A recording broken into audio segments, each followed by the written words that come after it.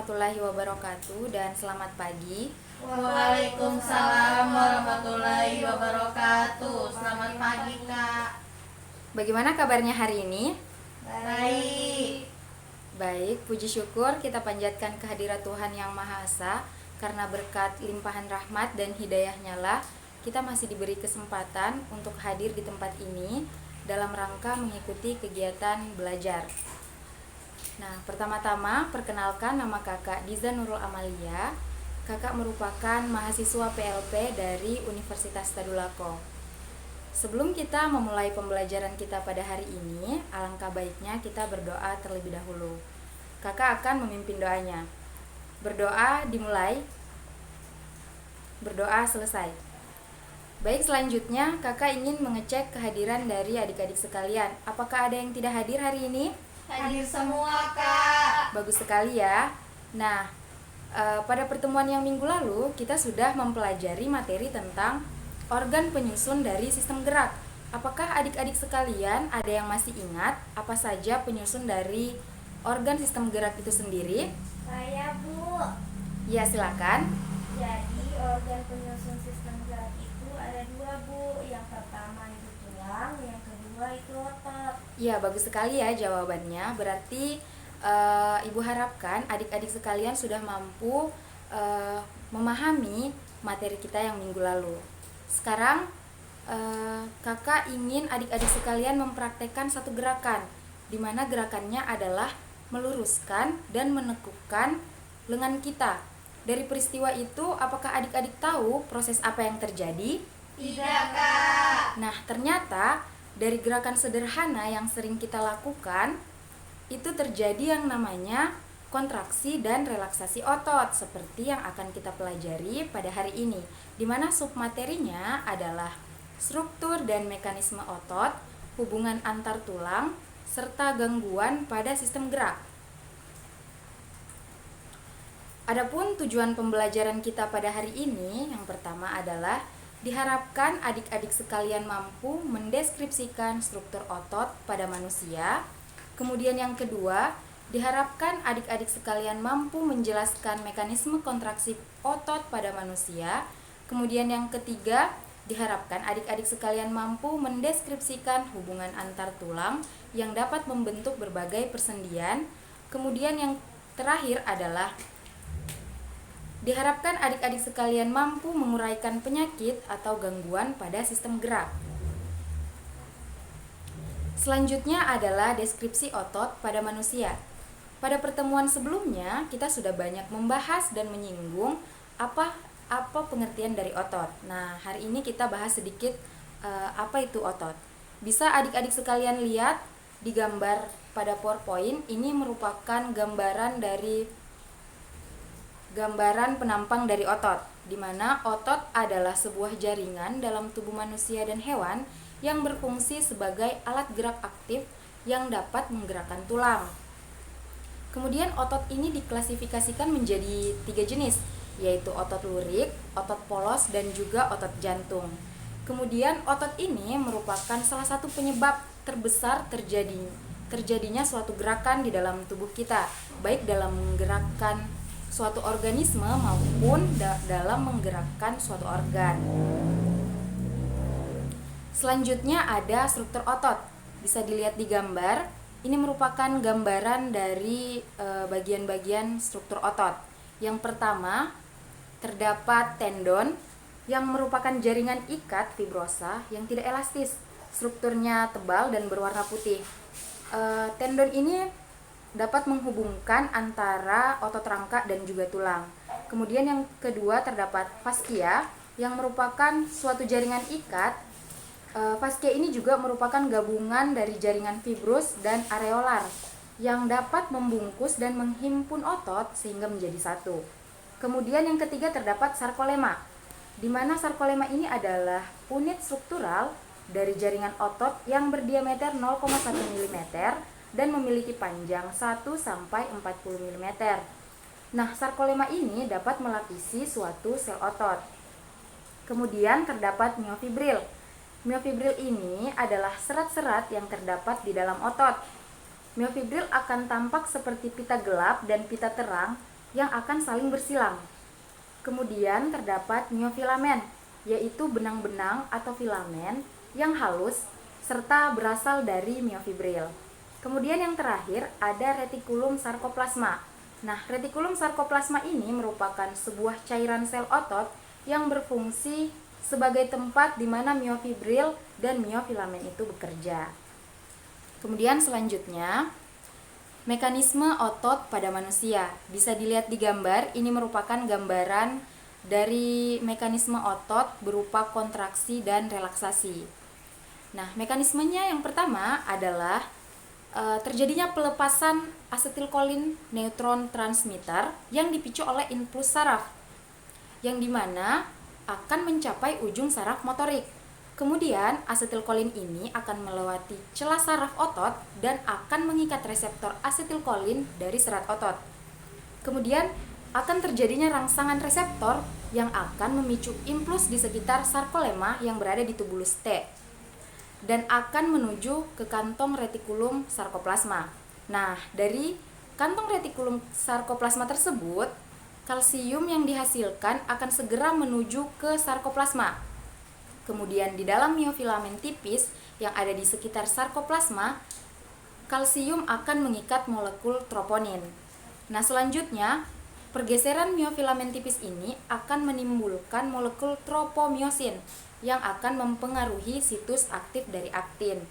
Kemudian, jembatan miofilamen akan memberikan energi kepada jembatan miosin. Nah, dari energi inilah akan digunakan untuk menarik miofilamen tipis. Adenosin trifosfat akan mengulangi siklus ini secara terus-menerus, sehingga filamen seluruh otot akan memendek ketika filamen melewati miofilamen yang tebal. Bisa adik-adik sekalian bayangkan ya, bahwa dari gerakan sederhana yang kita sering lakukan ternyata memiliki mekanisme yang sangat kompleks. Selanjutnya adalah hubungan antar tulang yang membentuk berbagai persendian. Nah, tulang dapat saling terhubung sesamanya disebut dengan artikulasi. Kemudian ada titik di mana dua atau lebih tulang bertemu disebut dengan sendi. Jenis hubungan antar dua tulang atau lebih dikenal dengan yang namanya persendian atau joints. Hubungan inilah yang akan menentukan arah dari suatu pergerakan. Nah, bisa dilihat di gambar, ini adalah jenis hubungan antar tulang atau jenis-jenis persendian pada manusia. Terdiri atas 3. Yang pertama adalah fibrosa atau tulang yang tidak dapat bergerak. Kemudian ada cartilago yang sedikit bergerak. Kemudian ada sinovial yang dapat leluasa bergerak. Selanjutnya, ini merupakan penjelasan dari jenis-jenis persendian. Seperti yang sudah dijelaskan tadi, terdapat 3 macam. Yang pertama adalah sendi fibrosa. Contohnya, sendi ini merupakan tulang yang disatukan oleh jaringan ikat fibrosa yang tidak memiliki celah atau tidak memiliki cairan sinovial. Kemudian dari segi jenis persendian berdasarkan fungsinya, sendi fibrosa ini merupakan hubungan antar tulang tengkorak dan sendinya tidak dapat bergerak atau sinartrosis. Kemudian yang kedua adalah sendi cartilago.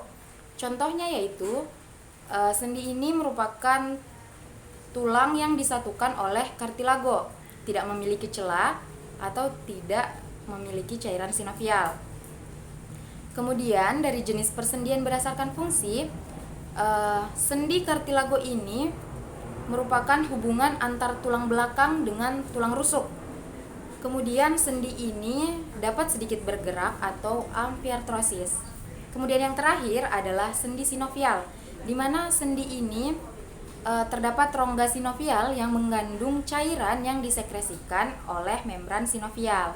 Nah, dari jenis persendian berdasarkan fungsinya, sendi ini terdapat pada siku, lutut, mata kaki, dan ruas-ruas jari. Kemudian sendi ini dapat leluasa bergerak atau diartrosis. Selanjutnya, ini merupakan gambaran dari berbagai sendi, bisa dilihat dan diperhatikan ya. Terdapat sendi putar, sendi engsel, sendi pelana, sendi peluru, sendi gulung, dan juga sendi geser. Ya, kemudian selanjutnya penyakit atau gangguan pada sistem gerak. Tentu saja apabila terdapat kelainan pada sistem gerak, maka terdapat kerusakan atau gangguan pada organ-organ yang termasuk di dalamnya. Kelainan pada sistem gerak biasanya disebabkan oleh berbagai faktor. Yang pertama adalah faktor genetik atau bawaan, kemudian infeksi, kerusakan pada otak seperti stroke, gangguan atau kerusakan saraf termasuk saraf tulang belakang dan saraf tepi, kemudian gangguan metabolisme, efek samping obat-obatan tertentu, serta keracunan. Ya, selanjutnya gangguan dan kelainan pada tulang. Yang pertama adalah rakitis. Rakitis merupakan penyakit yang menyebabkan patah tulang dan kelainan bentuk pada tulang. Biasanya penyakit ini disebabkan oleh kekurangan vitamin D, magnesium, dan juga fosfor atau kalsium. Kemudian yang kedua ada fraktura atau patah tulang. Fraktura ini merupakan patah tulang seluruhnya atau sebagian. Biasanya disebabkan oleh trauma seperti kecelakaan serta penyakit yang dapat melemahkan tulang. Kemudian selanjutnya ada skoliosis, lordosis, dan juga kifosis, di mana penyakit ini merupakan penyakit pada tulang belakang. Di mana skoliosis merupakan penyakit pada tulang belakang yang bengkok ke samping seperti membentuk huruf S dan C. Kemudian lordosis merupakan kelainan tulang belakang yang menyebabkan tulang belakang bagian bawah melengkung atau bengkok ke depan. Kemudian ada lordoskifosis yang merupakan kondisi tulang belakang bagian atas condong ke belakang dengan lengkungan hingga lebih dari 50 derajat. Kemudian ada osteoporosis yang dimana kondisi ini merupakan kondisi ketika tulang menjadi lemah dan rapuh atau biasa kita kenal dengan pengeroposan tulang. Selanjutnya ada artistik rematik, di mana artistik rematik ini merupakan peradangan sendi akibat sistem kekebalan tubuh yang menyerang jaringannya sendiri. Biasanya artistik rematik ini terjadi pada lansia. Selanjutnya, gangguan dan kelainan pada otot. Yang pertama adalah keseleo. Keseleo merupakan salah satu penyebab gangguan pada otot yang paling sering terjadi ya, karena biasanya terjadi karena melakukan aktivitas yang berlebih atau olahraga yang berlebihan. Kemudian ada atrofi otot. Atrofi otot merupakan kondisi terjadinya penurunan massa otot. Hal ini biasanya terjadi karena cedera atau suatu penyakit tertentu. Kemudian ada distrofi otot. Distrofi otot atau muskular distrofi merupakan salah satu bentuk kelainan otot yang ditandai dengan adanya melemahnya otot secara bertahap. Selanjutnya miositis. Miositis adalah peradangan otot yang menyerang serat-serat otot sehingga membuat otot menjadi lemah. Kemudian ada tendinitis. Tendinitis merupakan kondisi peradangan atau iritasi yang terjadi pada tendon, yaitu jaringan yang menghubungkan otot ke tulang. Kemudian ada fibromialgia, yang merupakan kondisi yang menyebabkan rasa sakit di hampir sebagian besar tubuh. Saat mengalami penyakit ini, biasanya keluhannya adalah seperti sulit tidur, kaku otot, mudah lelah, sakit kepala, hingga gangguan pada saluran pencernaan. Mungkin cukup sekian materi kita pada hari ini. Apabila ada yang kurang jelas atau yang masih kurang dipahami, silakan ditanyakan. Saya Bu, Ya, silakan. saya mau bertanya, apa itu cairan sinovial Bu? Ya, baik. Cairan sinovial. Cairan sinovial merupakan cairan pelumas yang terdapat di persendian kita. Nah, cairan sinovial ini berfungsi untuk menggerakkan sendi kita sehingga dapat leluasa bergerak. Nah, bisa kita ilustrasikan bahwa cairan sinovial ini seperti oli yang dapat menggerakkan suatu benda yang sudah berkarat, sehingga bisa kita ibaratkan cairan sinovial ini sebagai cairan pelumas yang bisa menggerakkan sendi kita. Bisa diterima? Bisa, Bu. Ya, baik.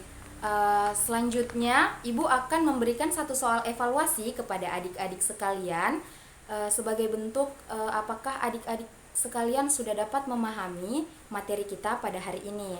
Kemudian, Ibu juga akan membagikan LKPD atau lembar kerja peserta didik kepada adik-adik sekalian untuk dikerjakan secara mandiri dan LKPD ini dapat dikerjakan di rumah. Selanjutnya sebelum kita menutup pembelajaran kita pada hari ini, apakah ada yang bisa menyimpulkan? Saya, Bu. Ya, silakan. Jadi kesimpulan yang bisa saya ambil dari materi kita ini yaitu struktur otot terdiri atas tendon, fascia, sarkolemma, miofibril, miofilamen, sarkoplas, dan retikulum sarkoplas. Kemudian mekanisme otot terdiri atas dua, yaitu kontraksi dan relaksasi. Selanjutnya gangguan sendi itu terdiri dari fraktur, fisura, dan dislokasi. Dan yang terakhir gangguan pada otot yaitu kram, keselio otot, dan atrofi otot, Bu. Ya, baik, terima kasih ya. Bagus sekali jawabannya. Jadi, dari kesimpulan yang sudah diberikan teman kalian tadi, kakak harapkan materi hari ini bisa kalian terima dengan baik. Nah, jangan lupa untuk mempelajari materi kita selanjutnya agar bisa dipahami dengan baik. Mungkin cukup sekian pertemuan kita pada hari ini. Apabila ada salah-salah kata mohon dimaafkan. Ibu akhiri, Assalamualaikum warahmatullahi wabarakatuh. Waalaikumsalam warahmatullahi wabarakatuh.